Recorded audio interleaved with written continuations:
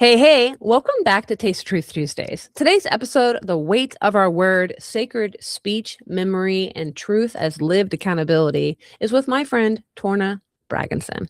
And over the last several months, he's been so open and generous with me, sharing his knowledge, answering many of my questions, offering friendship and guidance as I'm navigating heathen thought and practice. I'm deeply grateful for not only what he has taught me, but for the sincerity, the patience, and the honor with which he lives what he teaches. And he wrote an article, Power Through Truth, and it explores the relationship between sacred breath, truthful speech, oath keeping, honor, and spiritual power within heathen practice. And this article has been deeply influential on me and my series I'm writing, The Wisdom of Participation. And in general, truth is very personal. Taste of Truth Tuesdays, this is not I don't believe it's merely an intellectual value or something that I claim to believe. It's now becoming a way of living with honor and keeping my word, being honest with the people that are closest to me, no matter how difficult that may be sometimes. And most importantly, being willing to accept accountability when my conduct does not match what I have spoken. And that is the central question kind of guiding today's conversation. What if truth is not merely something that we believe, but it's something we breathe, we speak, promise, remember, and live? And so with that, let's begin the interview. Welcome back to Taste of Truth Tuesdays, and I am so excited to present our guest today. He's someone that's been very influential in my life, as I've mentioned in the intro, and we're going over an article that if you haven't read, you need to, Power Through Truth. And before I hand over the mic to Torna, and I want him to introduce himself and share a little bit about his background before we dive into the philosophy of the article, the quote that really hit me today was, "Truth can be both our shield and sword in the battle of life." And so with that, thank you so much for joining us today, and I'm looking forward to it. I am too. I guess to just give you a little introduction on myself, my name is Torna Braggison. I am the founder and Gothi of Golgalti Kindred.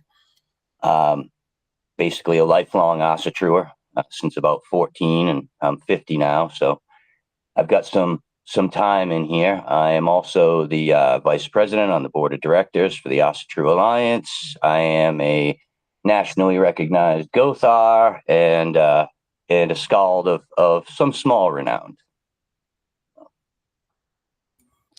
No big deal. So yeah, I'm really grateful for you to take time, just personally taking me under your wing.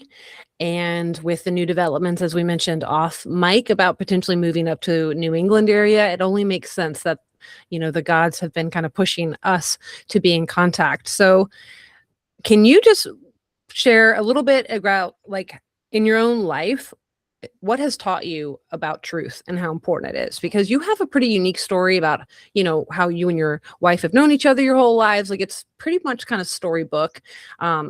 And I'd love for you to share a little bit about your background, because I really think that allows for you to show up and write and discuss these more ancestral, older ways of living. You are much more closer to that experience and that way of life than like I did, because I come from a very fractured, broken home. So I'd love for you to share any bit about your background before we really dive into the article. Well, I've been really lucky in the way of family. We're not a wealthy family. We're a working class family full of carpenters and masons and house moms too. But our family has always been together. I was very lucky to have a grandfather who was just basically, the best person that I've ever met in my life. He was big and strong and loving and supportive and quiet. And, he was one of these guys that even growing up around the Boston area, he had a reputation for being a good, honorable, honest guy. So, like back during the Depression, he owned a milk dairy, and he delivered milk by horse and carriage. When local people didn't have the money for their milk and butter, he gave it to them. And all these families were kind of, beholden to him for that. And later on when he started his, carpentry business, he had sold out his farm to Gorelick Farms Milk, and they took over the farmstead, and he started into full-time carpentry. All of these families, would give him the work no matter what. It didn't matter the cost. It didn't matter, what it was. It's that this guy was a solid guy that was going to do a good job, and he had taken care of other people. So really, he's been an awesome influence in my life. He's the person that I emulate, that I call on the most, and my father and mother as well. I have a mother who is just an awesome lady.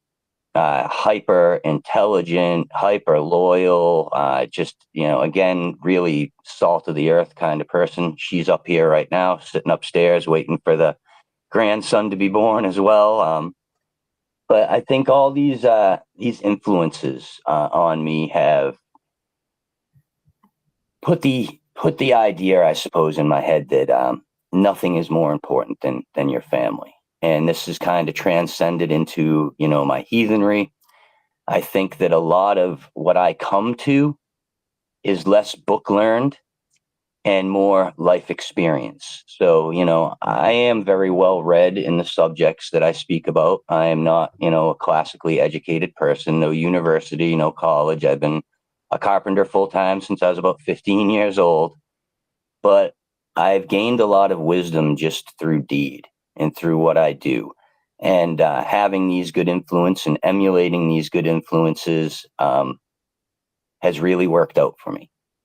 When I say something to my kindred, to my friends, to my family, they know they can bank on this, right? And, when we talk about, bringing everything philosophical down to something logical, truth builds spiritual power, but it also is a very logical expression, because people see you that way. You see yourself that way. And when I speak, people know that I'm telling them the truth. And I think that that's kind of where it all stems from, where these ideas stem from. So, Yeah, you were able to participate as we've been talking about, and what that is one of the major lacks of modern society is the inability to, and that is the issue of fractured homes, or the lack of honor, which is a big issue in my family with my mother in particular. Let's dive into because I really appreciate what you just said about the background. Is that the grandfather you told me about when we were talking about how powerful smell is too, when you would hug him? Yeah. So would you just share with the audience really quick, because that was a little out of context? So, one of the big things, and even for me as a carpenter, working with wood almost every single day in my life, is every time I smell pine, I think of my grandfather. Something about smell and memory, right? It's very attached to one another. And my grandfather, out of, I don't know, 30, 40 grandkids he had back when I was a little guy. There's more now, but it's one of the biggest things I remember is him coming in the house, and, I'd run up and to give him a big hug, and that's all I could smell was that pine in his flannel shirt. And to this day, every day I smell it, and every day I think of him. I think of what he taught me. I think of what my father taught me, and it's an important link,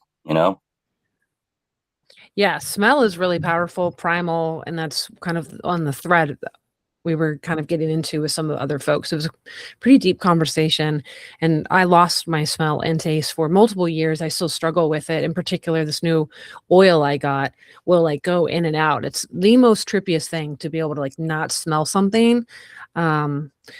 And so I appreciate you sharing that, because it's really powerful and beautiful. For me, one of my only smell memories is the god-awful Bath and Body Works sprays that were so popular when I was growing up. So I'll smell that, and it takes me right back to ninth grade gym class when I grew up overweight.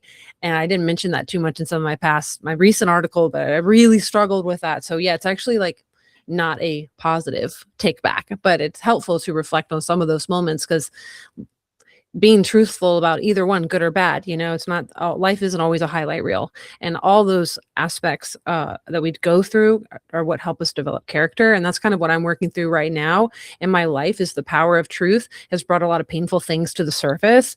And right now I'm trying to alchemize that. And so I'm not stuck in the weight and the burden of the past, even though truth is very important. That's why I wanted you to help me break down this article, and I tagged it in my recent post because it influenced even just my series right now about the wisdom of participation and so much about that. So in the article, we'll dive into the nitty gritty. So when you describe owned, I'd love for you to break down some of these terms too for my listeners who might not have read your article yet.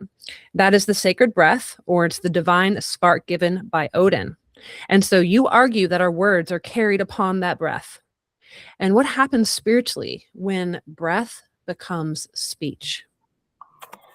So I think that a few things happen. So firstly, when we speak, and, I also broke this down in the article, it's, about how much of yourself you attach to those words, right? But when you speak, you're putting, it's a spoken spell, that you're putting something real in the air. Maybe you can't see these words, but these words come out, they're heard, they enter the tribal memory, they resonate.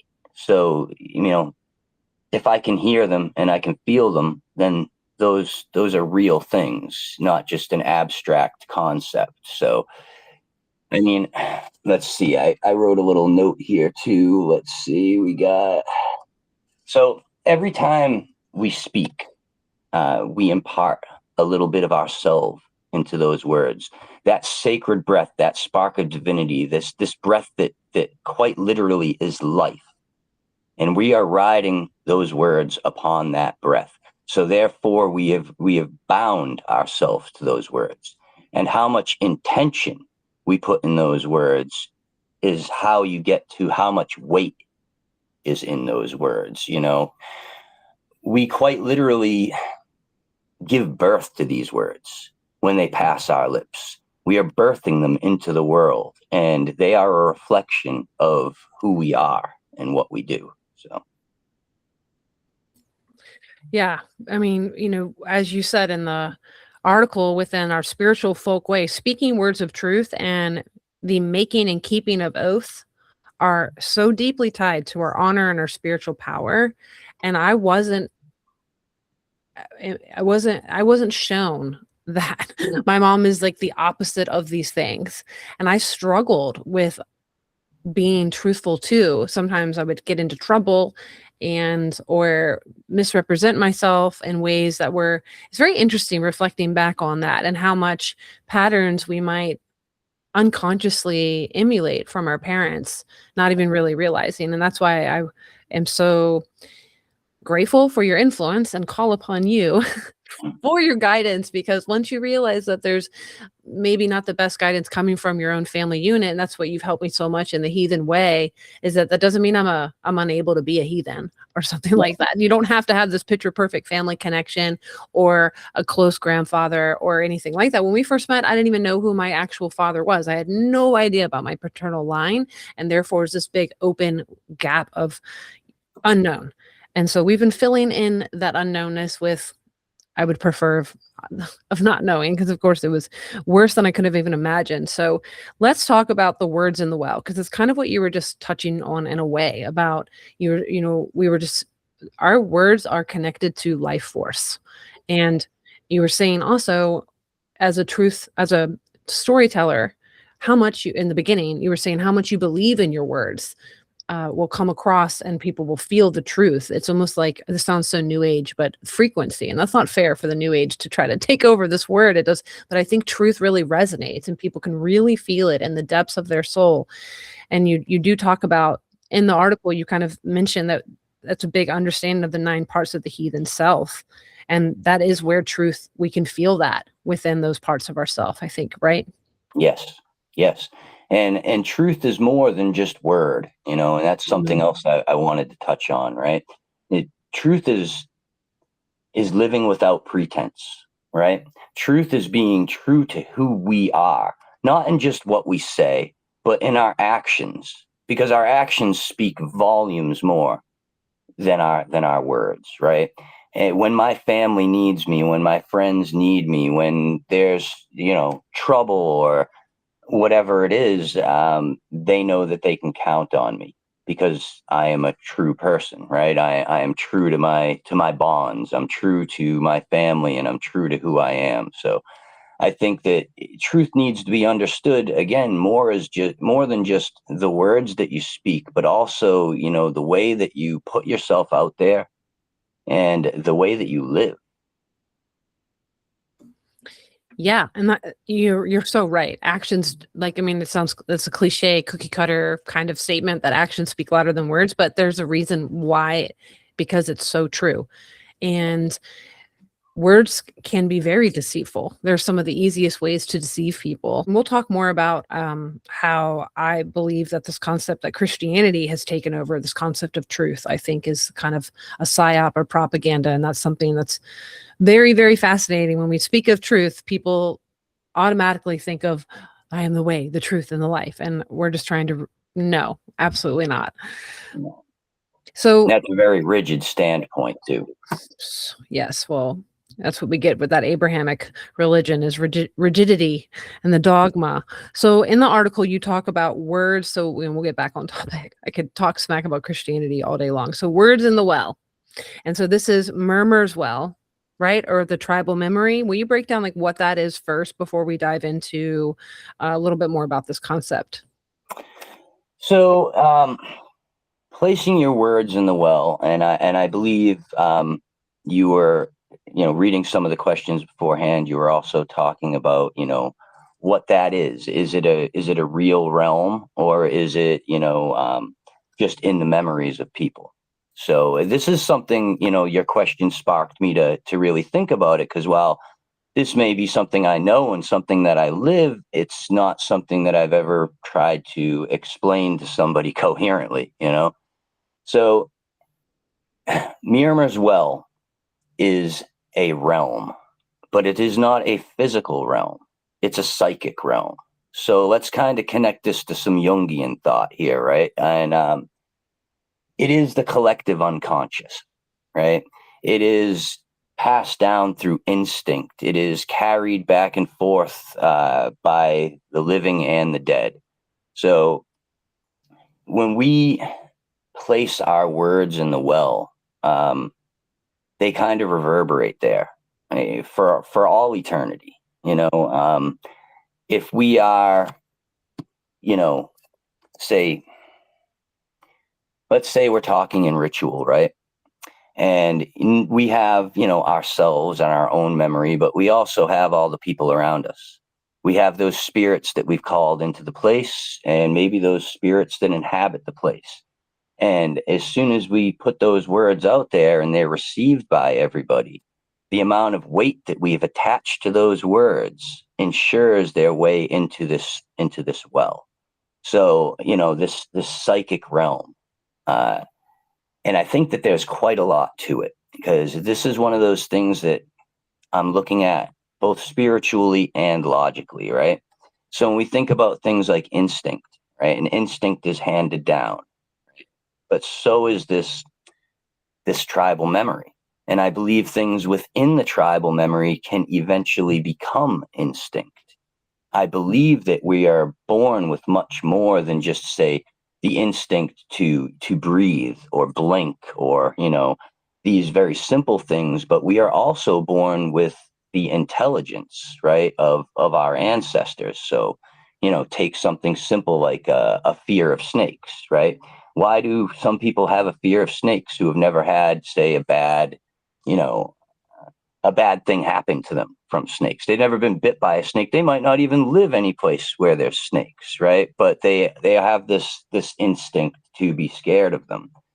I think that there's quite a lot of information and quite a lot of ideas that are passed down through this tribal memory, and they can come from, say, ideas that reverberate in the well and eventually, become predilection, genetic predilection. It's kind of, we're born with this natural thing, right? So when we know we're doing the right thing and we feel we're doing the right thing, where does that feeling come from? Is it just from our own experience, or is it from that ancient shared memory? Is it from thousands of generations that came before you, right? And it kind of gives you segue into this, personality of cultures, personality of races and people. And, we all have these different predilections, these different personalities that show through. And the tribal memory is something that I believe that all people have. Is it connected? Probably not so much. You'd have to go way, way, way back before, say, we were connected to, Asian people or Middle Eastern people or, but they have their own tribal memory as well. They may call it something different. I'm not, sure in each culture, the ideas that they have for it, but it's something that I believe is passed down. So it's what connects us as a people. I firmly agree. And there is a concept called morphic resonance. Have you heard of that before? I don't think I have. Can you see this on the screen? Yep, I can. I wanted to show everybody. So I read the book last year by Rupert Sheldrake, and we talk about him a little bit on the podcast, but he suggests that it is memory of inherent, it's nature's memory. And it's kind of like sacred geometry, like how patterns form. And he's in morphic fields. It's very, very fascinating concept. So what you were just talking about is being discussed by, I would say, more rogue scientists, but Rupert Sheldrake, he's no crank. He's a really big deal, and I follow him on Substack. I highly recommend looking into his work. I mean, I believe he's a Catholic, so we cut him some slack on that. But I still really deeply appreciate that concept. I think that's exactly what you were talking about. So yeah, I wish I could explain it better. Morphic resonance, a little bit over my head, but that's why I had to share the screen so I don't misrepresent it. But I agree with you so much. And so, the psychic realm and the power of what we say can reverberate into, and I think that also is shown in epigenetics.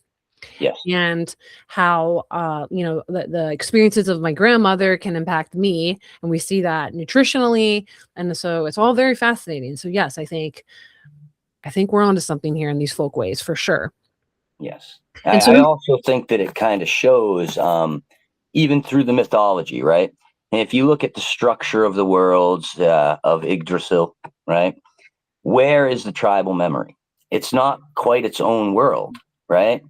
But it is a realm that lies in between Hell and Midgard, right? And almost like just below the surface, right? It's right there below the surface, below the upper roots of Yggdrasil, and it quite literally connects us. It flows into all of us who have a shared background, a shared ancestry. And so we see it in as you're saying, there's like multiple different disciplinaries that are trying to say the same thing. And I think that's important when we're looking for truths, is kind of finding these overlays. And so in the article, you distinguish specifically between everyday words, words of the well, and then oath. And you were basically saying how some words, they carry more weight or more impact on the self than others. Is that right? Do you want to elaborate a little bit on that for the listeners? Absolutely. So this is one that I put a lot of thought to, and I really it's about attachment, it's about intention, right? And so let's take it really simple. If I'm walking by someone on the street and they say hello and I say hello back, right? I'm not attaching a large part of myself to that, right? Those are just kind of what I'd call profane words, everyday words. Oh, excuse me, where's the bathroom? How's the weather? These don't carry, deep parts of ourselves in them, right? We're not, when we're giving birth to these words, these are just words we're using to figure something simple out, I suppose, or just to get by. So when you go through these kind of three levels, the way that I have it laid out, it's all about attachment. So you take that and turn around. Well, when I'm talking to my wife, my daughter, my son, or a friend, or any loved one, you tend to slow it down a little bit, right? You tend to, speak a little different with your voice. You put more emotion behind it, more intention behind it. I'm making eye contact with you. I am, putting inflections in my words that really are, trying to drive that home. So it really is about how much attachment that you put to these words. Like when we're giving an oath, we are quite literally binding our honor to those words, right? If I make a promise to you and I shake your hand and I look in your eyes, I have literally just attached myself to those words completely. And now, let's say I break that oath, I have just broken a sacred trust. As opposed to you asked me for directions and maybe I didn't give you the right directions, right? So maybe I told you to go down this street when you should have gone down that street. That's not a lie of intention. That is not, something that breaks your honor. Okay. Same thing. I think in one of my articles, I took the example of you're having an awful day and someone asks you how you're doing. And you say, I'm fine, right? It's a lie, but it's not the kind of lie that is going to stain your reputation. Maybe I just don't want to put, that emotional, toll on somebody else, especially a stranger. So, when we talk about what puts weight to those words is our feelings, our intention. And I think that has a large amount to do with it. Yeah, I mean, you were saying here it's like it requires more of yourself Yes. when you're doing words of the well, when you're speaking like to friends and family. And so, can you talk about the collective Megan of the group Yeah. real So, quick? 'Cause- this is something else that also kind of ties in. So when we're talking about the soul complex, right? And all right, so Christian belief or any monotheistic belief is that only people have a soul, right? Animals don't have the soul like we have. But in the heathen understanding, almost everything has a spirit, has a soul, has Megan. Every piece of land, every tree, every place, every group, So when I'm talking about the collective Megan of, like, I'm going to take my kindred for instance, right? We are very careful about who we bring in. It takes years to become a member of our kindred. We have to completely trust you. You're going to make an oath that's a lifelong oath to be part of this group. So everybody is putting intention in. Everyone is putting a piece of themselves in, and those pieces of ourselves coalesce and make their own energy and their own spirit. They have their own reputation. Even, as an individual, we can have a reputation, but we can also have a reputation as a group. So to kind of look at it from the logical side of things again, I have a very good reputation within, real life heathenry, and our kindred has a very good reputation, and they're separate. They're separate things. The Megan of the group builds with the effort of the group. Right? It builds with the truth of the group. It builds with the practice of the group. And as you said, the participation. So I really believe that everything has an energy and everything has its own Megan. And when we come together as a group like this, we can really create a powerful amount of luck. Right? It's your group will have its own Hamingja, right? Because Hamingja is not just an individual thing. And even on the individual level, it is tied to your family, both, live and dead. So it has its own Hamingja. And with that Hamingja comes your virtues and, the way that you conduct yourself, the reputation that you make for yourself. So. Yeah, I appreciate that because, in the article you're describing that The oath is a living spiritual force, and there's so many things that come together. We were just saying breath, will, witnesses, Yep. place, and relationship. And Yep. because of that, that is why oaths have to be approached so carefully. And that's what the importance of this article is. As you said before we push record, you're not trying to present this as gospel truth. That's what Alwyn said in our our interview that's live right now, the latest one, as well as part of her druidry, as part of this heathenry, is we are not trying to exactly reconstruct the past. That's impossible. But there were so much close, tight-knit dependency upon one another. I mean, for example, right now with the Celtic festival of Lammas, or the other big long word that I have a hard time saying, look, you know what I'm... Yes. I was reading about that because I have an app that's specific for Celtic, all sorts of holidays, spells, the wheel of the year, and specifically talking about the haymaking and how intensive of a process it was for the whole community to come together before the rain would come and spoil the hay.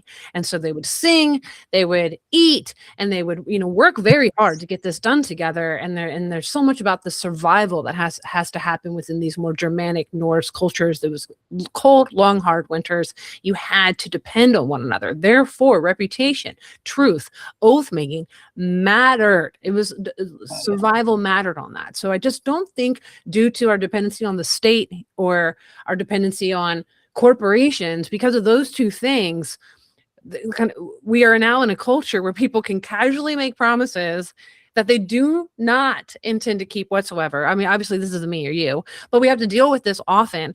And and I think that's part of why you wrote this article, because how are we to recover a proper sense of the weight of our world? Weight of our word in today's world. Talk about a tongue twister. Yes.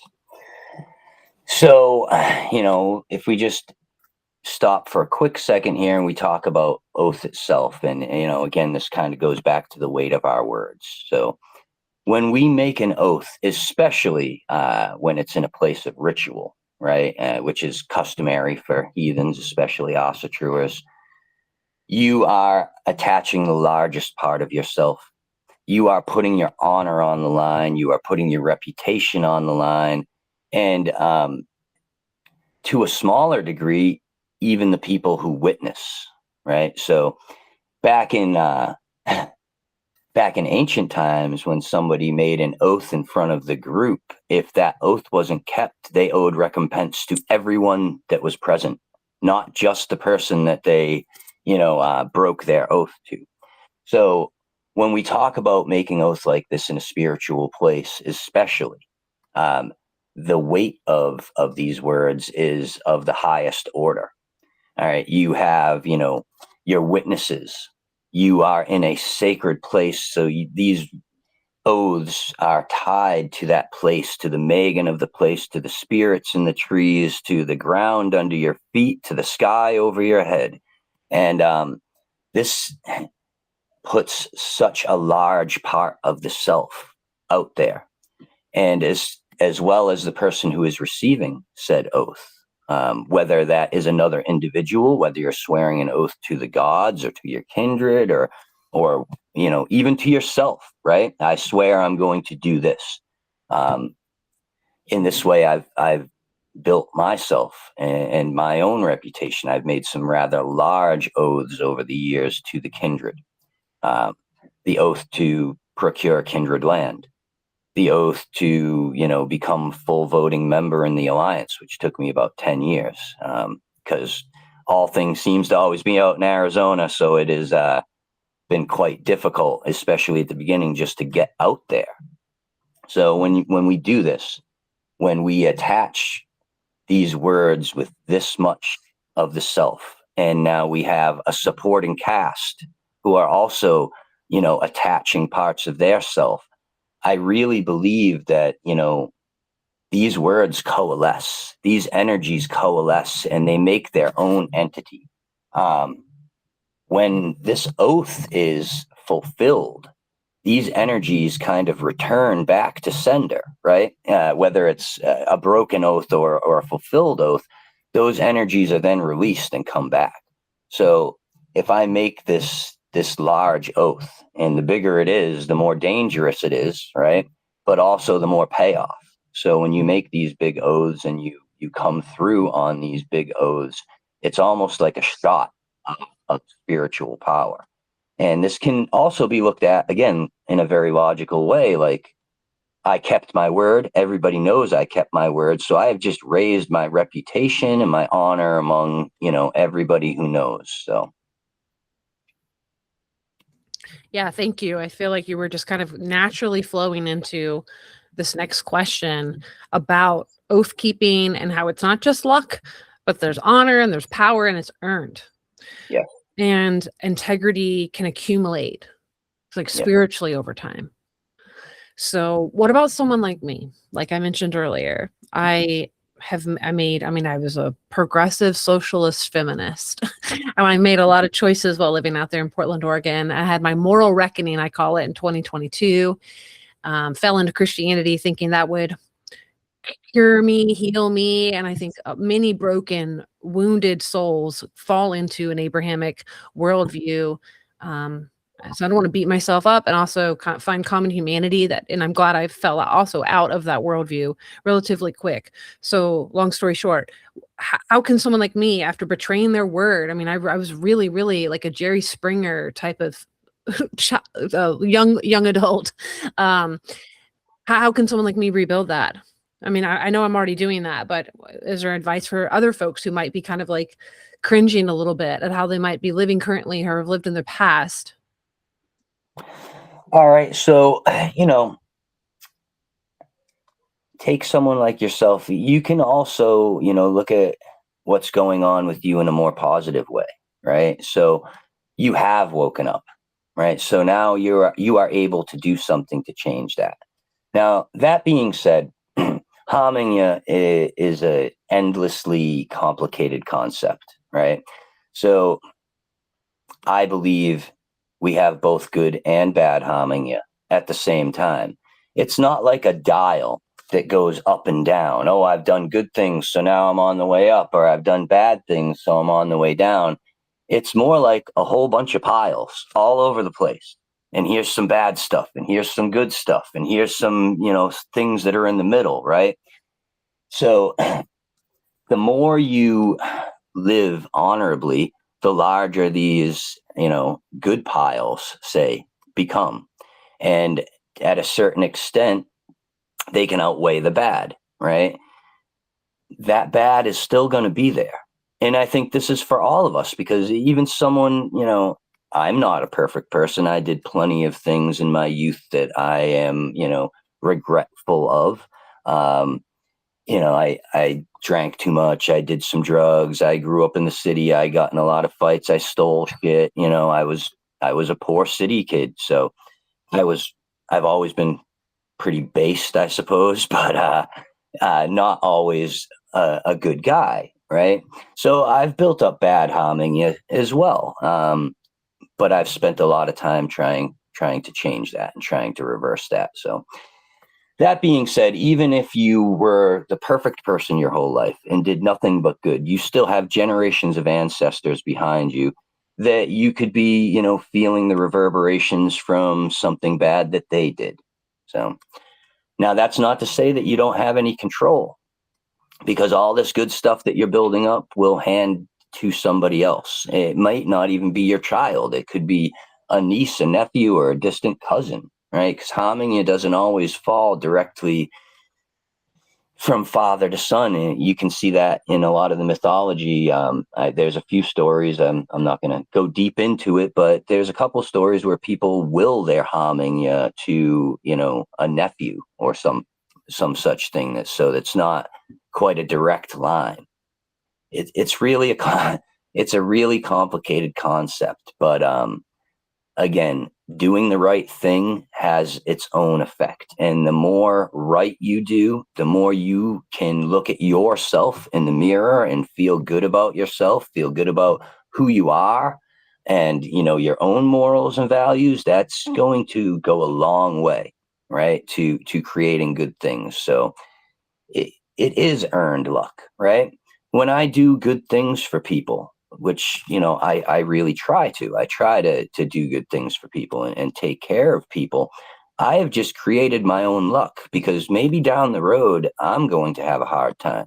And those people that I helped might come forward and say, you know what, Torna, I can see that you're struggling and you need help, and you've helped me, so here's some help back, right? So you've earned that good luck. It didn't just crop up. Someone wasn't just like, oh, look at this guy, I'm going to do something great for him. I don't know him from a hole in the wall. No, that's something that was earned by the way you treat people, earned by the way you take care of those around you. So. Yeah, thank you for elaborating on that. And I agree. I feel so much better when I stand alone with myself. I always think, like, in the bathroom after you shower is probably, I feel like, the most vulnerable, I think, where you can really face the music, face yourself, face the aging, as we spoke of in private conversations. So we're getting close to the hour here. So I wanted to, there's a couple closing questions, as a bard and as a skald. I say that right? Yep. I'd love for you to break down this relationship between truth, myth, memory, and sacred truth telling. All right. So Wait. again, Did I say sacred truth telling or sacred storytelling? I think I meant sacred storytelling. Yeah. I've got your questions up over here next to me.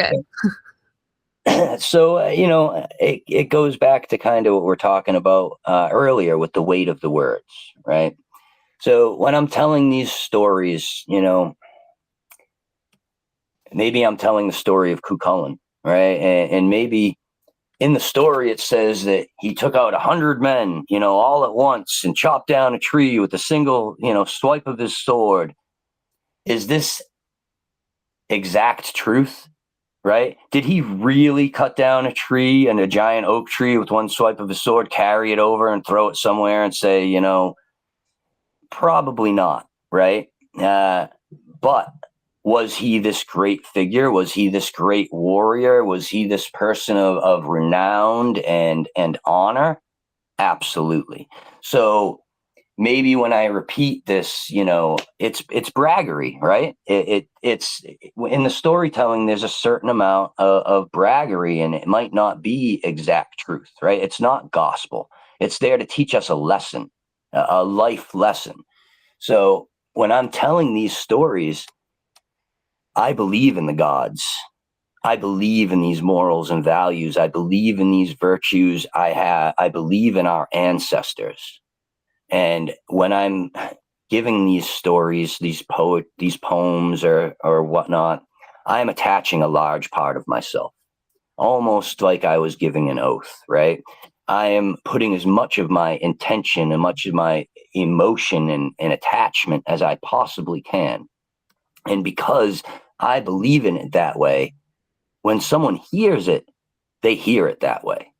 And I think that is what makes it sacred. That is what, I'm literally putting words in the well when I'm giving these stories. I'm putting myself out there, not just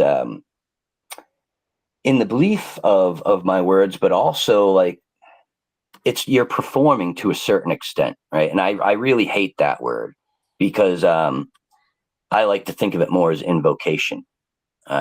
When I'm telling a story of the gods, and maybe in that story I'm talking from the perspective of the god or the hero or whatever, I am trying to invoke the spirit of those characters as much as possible.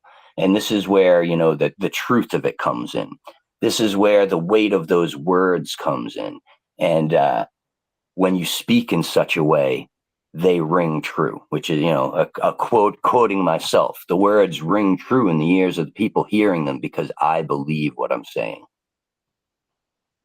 Yeah. And I think that's what I was meaning by frequencies. It's like this, like, ringing true is like something that we might not see, but feel. I kind of say feel when I'm like digging through my purse, trying to find my chapstick or something. And it's like you're feeling, or it's a concept I was taught in massage school as well, when you're like trying to palpate particular parts of like the fascia or the muscles. You have to like develop this ability to see through touch. And so I think there's something going on in that like somatic way of like being able to feel like the ringing of truth, something that's felt. It's a felt sense is what I'm trying to say poorly.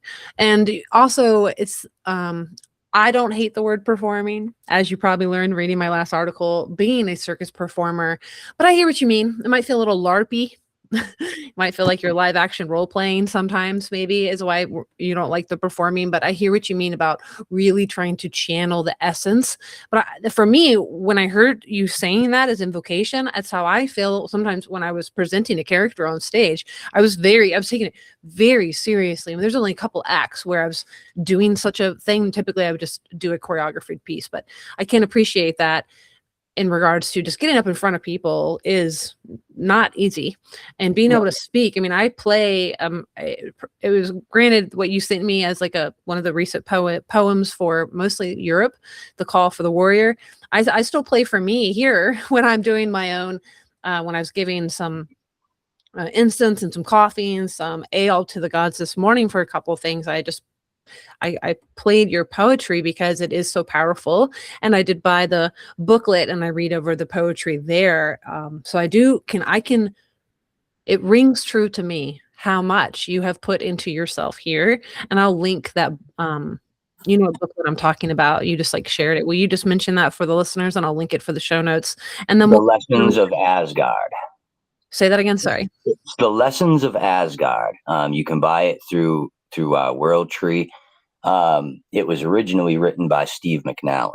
I didn't necessarily rewrite any of his text. I just added my invocations to it. But I believe it's been, over the years, edited and updated by quite a few different people. Awesome. So lots of folks have put in their sacred breath and their own selves into it. So it's exactly that morphic resonance. We were just kind of trying to talk on that inherited memory. So I do want to touch on, if you'd like to, that heathen difference of like how we spoke of Jesus, and he's presented as the way, the truth, and the light, and how the heathen understanding differs, because it's not about a person embodying it. This is like, it's located in breath, oath, reputation, reciprocity. That was really important in everything we've discussed today. Memory and lived conduct. So in our actions. So will you break that down a little bit for us, and then we'll close it down? All right. So as you said, with Christianity, it's a very, rigid view of what truth is. This is the truth. This is what's written in this book, so this is how it is. And, even that is open to interpretation, hence the million different sects of Christianity that exist out there. But in the heathen way of thinking, truth was a lived experience, right? Truth was different for every person. The truth that you lived as the fisherman on the coast was quite different than the truth you lived as the huntsman in the mountains, or the farmer in the field. These are all different truths, right? And one being true doesn't make another one false, so to speak. And I really think it goes back to living in reciprocity with what's around you, living in reciprocity with your family, with your land, with the cycles of the seasons. Truth is quite opened to both interpretation and lifestyle, will. There's so many different things. You may live true to yourself, and I live true to myself. They might look like slightly different things, or even completely different things, but that doesn't make them a lie, right? It doesn't mean that you have to be right, or and that makes me wrong. I think that, again, it comes down to that lived truth. So it's about how we live and how we conduct ourselves with those around us. It's not one encompassing statement that this is true for everyone all the time, and this is like you said, this is the truth, this is the light, this is the way. We don't have that. Our spirituality is very nuanced. There's a lot of different ways to come at it. I've come at it from different ways, even through my own spiritual progression over the years. And I see others coming into heathenry and from their own standpoint, from their own truth. And these different truths don't necessarily negate one another. So, yeah, I keep hearing the my truth, your truth kind of stuff from the zeitgeist. And I think that's, unfortunate that it's gotten demonized completely. Does that make sense? yes, it does. Would you want to try to tease out the difference there between some of this like postmodern concept of that there is no truth? Because that's not what you were saying. So, it's about living true to yourself. So when you start to drop pretense and act in the benefit of what's right for you and your family. So, when I talk about your truth, my truth, I don't mean that things that are immoral can be okay for one person and not okay for another. What I mean is, as a carpenter, I wake up every day. And my truth is putting my hand on that hammer. My truth is working hard that day, is putting myself into what I do. So somebody else's truth who does, say, a different occupation or, is going to be slightly different, right? The guy that's mowing the lawn or cooking the meal or working in the factory has their own truth that they live. So I suppose the really big difference is that, truth, like everything else, is open to interpretation to a certain degree, right? And it can look slightly different for all of us. Yeah, definitely. This is very fascinating. If we want to try to break down philosophically the differences between postmodernism and heathenry, or like this like nuanced approach, seems like truth can. I know that postmodernism is very much obsessed with like deconstruction and decentering, and rejects a stable certainty and embraces ambiguity. But I feel like what we were just, and I also think postmodernism believes that truth emerges in dialogue. So I think there are some overlays here, which is what I was picking up on. And I was just wanted to, because I'm wondering if the audience was also thinking some of those things. And, we could continue on diving into this rabbit hole, but that's not the subject of today, as compare and contrast postmodernism and heathen approach to truth. Moving on to the final question, I feel like we kind of touched on it, is like, and when I was talking about my own self and how do I rebuild, this sense of honor and truth, and folks who might feel kind of like you said, we all have past regrets. Is there one practice that they could adopt immediately that could bring their words or promises and conduct into closer alignment? Just like to leave my audience with some closing words. A very easy practice to start making is to start making a promise to yourself every day. It doesn't have to be anything huge. It can be small. It can start small and it can work out from there.